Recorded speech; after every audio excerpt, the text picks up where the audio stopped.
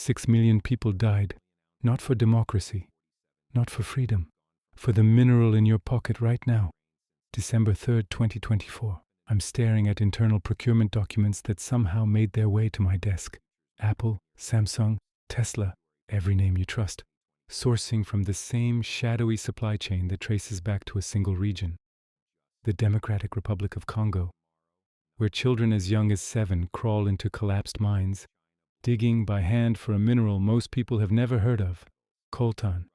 And here's what kept me awake for weeks after discovering this pattern. Every major technological advancement of the past 25 years, every space program launch, all of it depends entirely on this one mineral from this one devastated region. But this isn't a story about exploitation. This is about something far more sophisticated.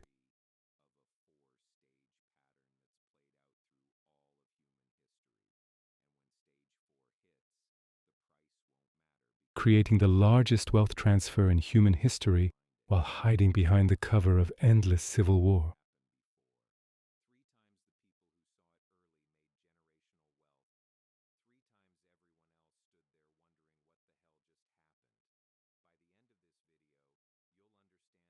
By the end of this analysis, you'll understand why your next phone might cost $3,000, why electric vehicles could become luxury items again, and why the Congo crisis isn't just about Africa.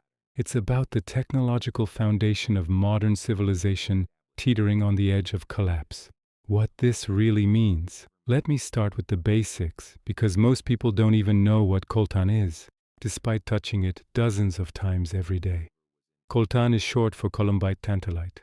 When refined, it produces tantalum, a metal that's absolutely critical for making capacitors in electronic devices.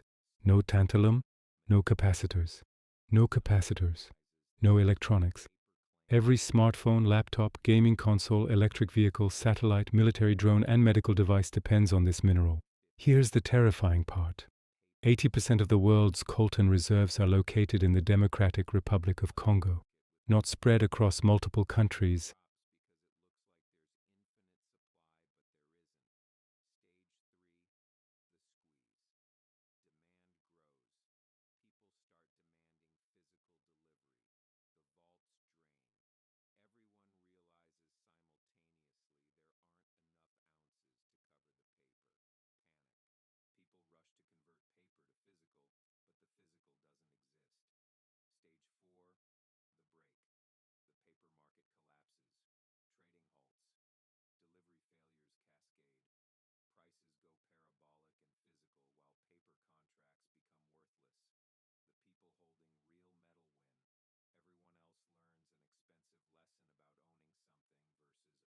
Almost all originating from artisanal mines in eastern Congo, where armed groups control extraction, processing, and transportation.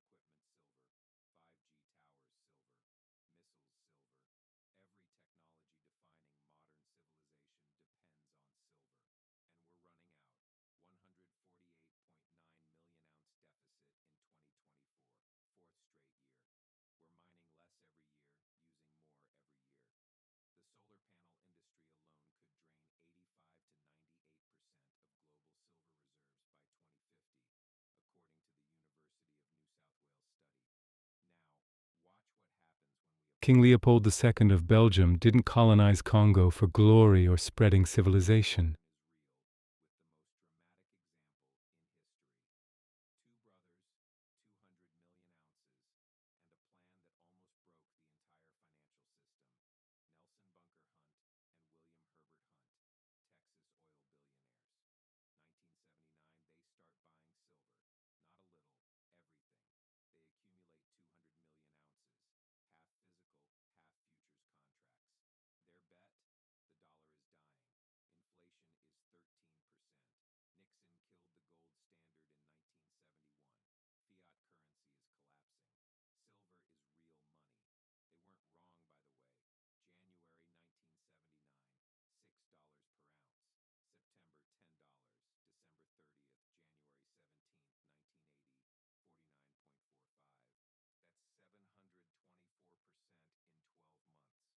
payment systems that required proof of resistance elimination.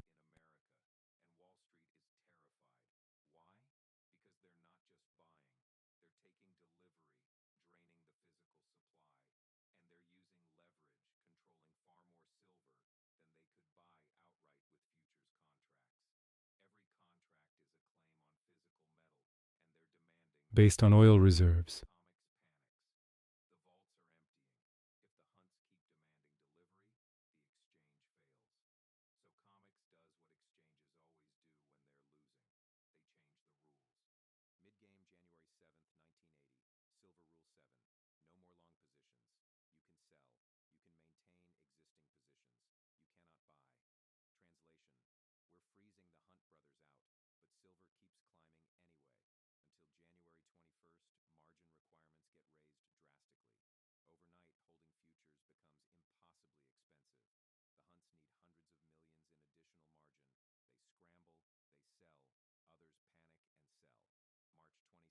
They consolidated domestic control while everyone else remained dependent.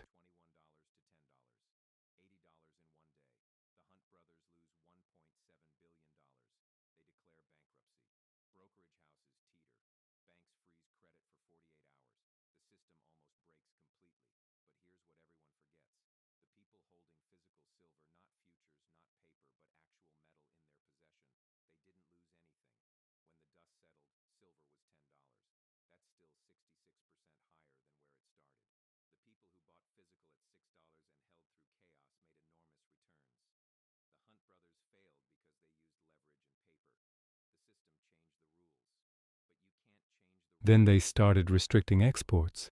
Suddenly, every advanced economy realized their entire technological infrastructure depended on the goodwill of a single nation.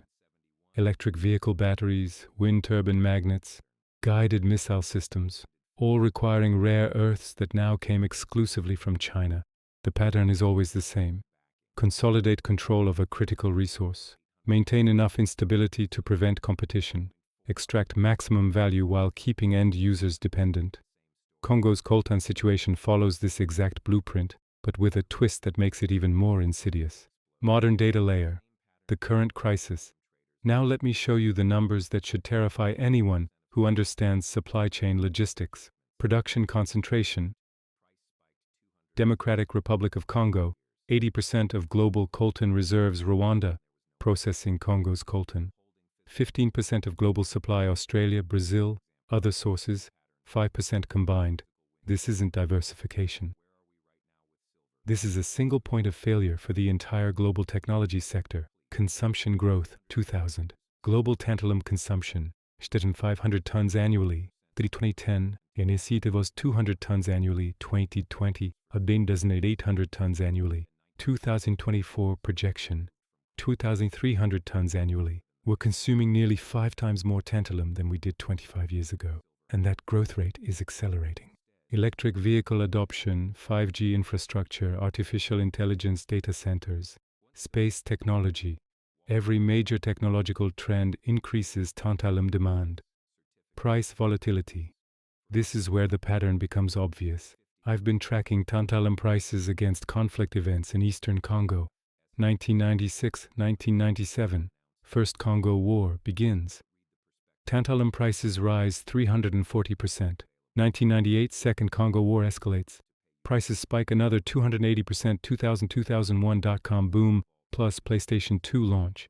Prices hit $500 key 2003 temporary peace agreement. Prices crash to $40 key 2008. M23 rebellion begins. Prices double within 6 months. 2016-2018 increased militia activity. Steady price increases 2020-2024, supply chain crisis. Current prices approaching 2001 levels. The correlation isn't coincidental, it's systematic. Corporate dependency. Here's what really concerns me. I obtained data on tantalum consumption by major technology companies through SEC filings and supply chain reports. Apple sources approximately 18% of global tantalum supply annually. Samsung, 15%. Tesla, Motors 8%, growing rapidly with EV production. Microsoft, 6%. Sony, 5%. These 5 companies alone control over half of global tantalum demand, and they're all sourcing from the same unstable region through the same network of intermediaries. But here's the terrifying part. None of them have viable alternative supply chains. I reached out to industry analysts, reviewed corporate risk assessments, examined geological surveys. The consensus is unanimous. There are no other economically viable sources of tantalum at current consumption levels. Australia has reserves, but extraction costs are 400% higher than Congo operations.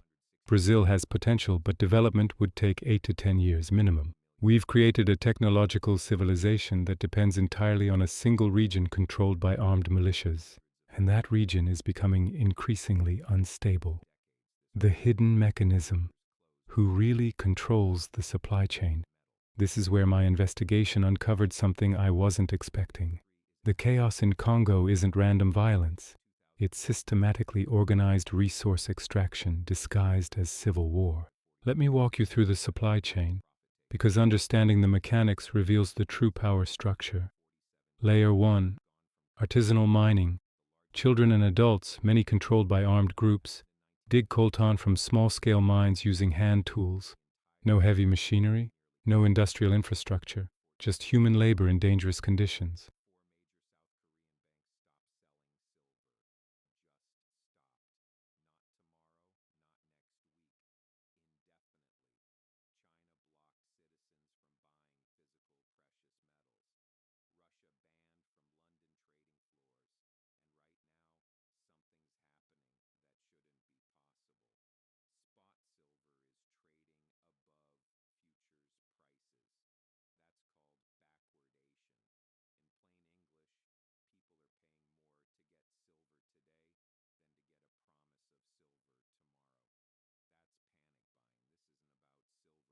The territorial divisions almost perfectly align with coltan deposit locations.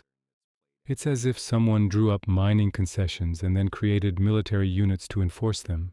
These militias don't just extract coltan randomly. They have sophisticated logistics networks, quality control systems, and transportation infrastructure. That level of organization doesn't emerge spontaneously from chaos.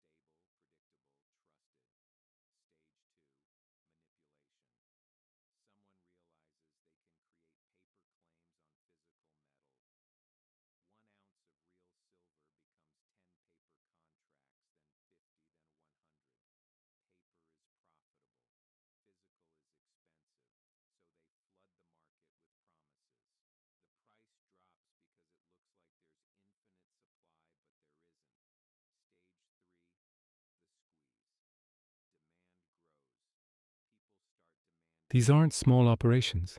They're sophisticated multinational corporations with complex ownership structures, multiple subsidiaries, and billions in annual revenue. And they all source heavily from Rwanda, asking remarkably few questions about ultimate origin.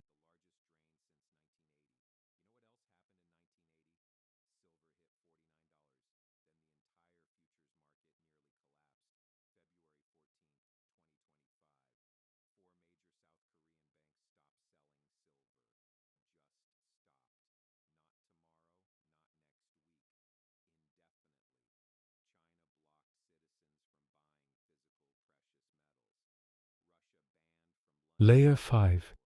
End-user manufacturing. Apple, Samsung, Tesla, Microsoft. They purchase tantalum from certified suppliers who provide documentation showing legal sourcing. If pressed, they can produce paperwork proving compliance with conflict mineral regulations. But here's what I found when I dug deeper into those regulations. They are designed to create an appearance of oversight without actually disrupting supply chains. The Dodd-Frank Act requires companies to disclose conflict mineral sourcing and conduct due diligence. Sounds good, right? But the compliance mechanism is reporting-based, not inspection-based. Companies submit paperwork. Regulators review documents. No one actually visits mines or verifies conditions on the ground. I read through dozens of corporate compliance reports. The language is virtually identical across companies. We have implemented robust due diligence procedures to ensure responsible sourcing, followed by disclaimers about the complexity of global supply chains and the challenges of verification in conflict regions.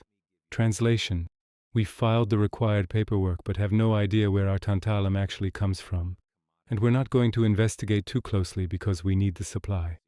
Eruption scenario: when the system breaks. Now, let me walk you through what I believe is the inevitable conclusion of this pattern, because all resource control systems eventually face the same crisis. Demand growth exceeds the capacity for controlled extraction.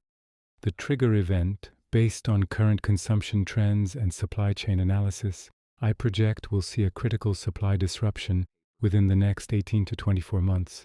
Not because of geological depletion. Congo has enough coltan reserves for decades, because the current system of controlled chaos is becoming unsustainable. Here's why. Electric vehicle adoption is accelerating faster than anyone predicted. Tesla's production targets for 2025-2026 alone would require approximately 40% more tantalum than total global production in 2023. Add Ford's EV plans, GM's commitments, Chinese manufacturers, European producers. We're looking at tantalum demand that could double within 3 years. The artisanal mining system in Congo physically cannot scale to meet that demand. You can't just hire more children with shovels and expect exponential production increases. The easy deposits are already being worked. Deeper extraction requires industrial equipment, technical expertise, and stable political conditions. But industrial mining operations would eliminate the plausible deniability that makes the current system work. Heavy machinery is visible from satellites. Industrial facilities require roads, power infrastructure, and regulatory compliance. Foreign investment requires legal frameworks and government guarantees. Everything that would be necessary to scale production would also make the resource extraction system transparent and accountable. The cascade effect. When supply disruption hits, it won't be gradual. Tantalum markets are relatively small and highly concentrated. A supply shock creates immediate panic buying among major corporations who suddenly realize their entire production capacity depends on materials they can't source. I've run scenario models based on historical precedent from other resource crises. Here's what happens. Month 1-2. Tantalum prices spike 200-300%. Technology companies begin rationing supply among their product lines. Non-essential electronics production slows. Month 3-4. Prices reach crisis levels, potentially 1,000 azals per kilogram. Smartphone manufacturers delay new product launches. Electric vehicle production faces serious constraints. Month 5-6. Consumer electronics shortages become widespread. iPhone waiting lists, Tesla delivery delays, gaming console scarcity. Industrial customers, medical device manufacturers, aerospace companies, defense contractors compete for limited supply. Month 7-12. Economic disruption spreads beyond technology sector. Supply chain finance becomes unstable as companies can't fulfill contracts. Stock market volatility and tech-heavy indices, political pressure for government intervention. The geopolitical response. This is where the scenario gets dangerous because when critical resource supplies are threatened, nations don't just accept market outcomes, they intervene. I expect we'll see some combination of the following responses. The United States will likely attempt to secure alternative tantalum sources through diplomatic and possibly military means. Australia's deposits become strategically critical despite higher extraction costs. Brazil gets pressure to fast-track development regardless of environmental concerns. China will probably move to corner whatever tantalum supply remains available, using their financial resources to outbid other customers and their geopolitical influence in Africa to secure direct extraction rights. European Union nations may attempt coordinated action to establish EU-controlled mining operations in Congo, possibly through peacekeeping or development assistance programs that happen to include mineral rights. Rwanda's role becomes crucial. Do they maintain their processing monopoly and extract maximum value from the crisis? Or does larger geopolitical pressure force them to choose sides? And Congo itself, the source of all this wealth and conflict, remains largely powerless to control its own resources. Unless something fundamental changes in their political structure, they'll continue serving as the extraction zone for everyone else's technological development. The technology response. Meanwhile, technology companies will be forced into emergency adaptation strategies that should have been developed years ago. Some will attempt vertical integration, buying mining operations directly instead of relying on spot markets. Imagine Apple acquiring coltan mines in Congo. The optics would be complicated, but the business logic is sound. Others will accelerate research into tantalum alternatives or recycling technologies. Current tantalum recycling rates are below 15% because it's been cheaper to buy new supply than recover used materials. Crisis-level pricing changes that calculation dramatically. Military and aerospace applications will likely get priority allocation, potentially through government intervention. Your next iPhone might be delayed because tantalum got redirected to missile guidance systems. The most sophisticated companies might attempt to redesign their electronics around alternative materials entirely. But that's a multi-year process involving fundamental engineering changes, new manufacturing processes, and extensive testing. Not a crisis response. A long-term adaptation. The warning. Recognizing the pattern before it's too late. Here's what keeps me awake at night. This crisis is entirely predictable, completely avoidable, and absolutely inevitable unless we fundamentally change how we think about resource security. Every technology company executive, every government trade official, every supply chain analyst has access to the same data I've shown you. The concentration risk is obvious. The political instability is documented. The demand growth is measurable. Yet no one is taking meaningful action to develop alternative supply chains. Why? Because the current system works brilliantly for everyone except the people digging coltan out of the ground. Technology companies get cheap materials with plausible legal cover. Rwandan processors profit from geographical arbitrage. International traders benefit from information asymmetries.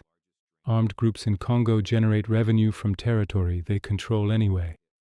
The only losers are Congolese civilians, who suffer the violence, environmental destruction, and economic exploitation that makes everyone else's profits possible.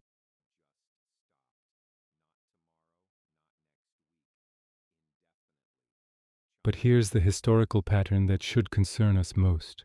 Resource control systems like this don't reform gradually. They collapse suddenly, usually during periods of peak demand, when the gap between consumption and sustainable extraction becomes impossible to hide.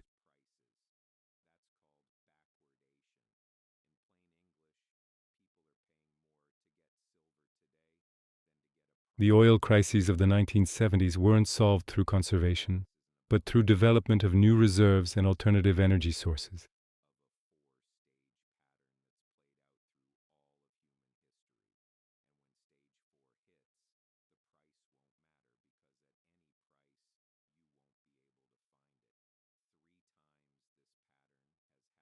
The choice we are facing. We have maybe 18 to 24 months to make a decision that will determine how this crisis unfolds. Option 1. Continue the current system. Accept that our technological civilization depends on conflict minerals extracted under horrific conditions. Plan for supply disruptions, price volatility, and periodic shortages. Build buffer stocks and accept higher costs as the price of maintaining plausible deniability. Option 2. Invest seriously in supply chain diversification. Fund Australian and Brazilian mining development despite higher costs. Accelerate tantalum recycling technologies. Research alternative materials. Accept that electronics will become more expensive but more ethically sourced. Option 3. Attempt to fix Congo through development aid, peacekeeping, and good governance programs. Try to maintain the current supply chain while reducing its human costs. This has been the preferred approach for 25 years. The track record isn't encouraging. I believe we're going to choose option 1 by default, simply because it requires no immediate action from anyone in power. The costs are borne by people with no political influence, while the benefits flow to people with significant economic and political resources. But option 1 guarantees that when the crisis hits, and it will hit, we'll be completely unprepared for the economic and political disruption that follows. The technology executives reading this know their supply chains are vulnerable. The government officials reading this know the geopolitical risks. The investors reading this know the market dynamics. Yet we continue building a technological civilization on a foundation we all know is unsustainable, because changing course would require accepting short-term costs for long-term stability, and our entire economic system is optimized for short-term thinking. The question that matters. 6 million people have died in Congo since 1996. Millions more live in poverty while their land generates billions in profits for global corporations. The technology in your pocket contains materials extracted under conditions that would be illegal anywhere else in the world. But here's my question. When the supply crisis hits and tantalum prices spike tenfold, when smartphone production stops and electric vehicle waiting lists stretch for years, when the economic disruption spreads beyond technology into finance, employment, and political stability, will we finally admit that the current system was always unsustainable? Or will we just find new ways to externalize the costs onto people with no power to resist? The coltan crisis isn't coming. It's already here. We're just waiting for the moment when the gap between demand and sustainable supply becomes impossible to hide behind complexity, paperwork, and geographical distance. The countdown is running. The question is whether we'll use the remaining time to build something better, or just prepare for the collapse of what we have. What do you think happens when 80% of the world's critical technology supply comes from a region that's been at war for 3 decades? Drop your thoughts below, because this might be the most important resource crisis of our lifetime, and almost no one is paying attention.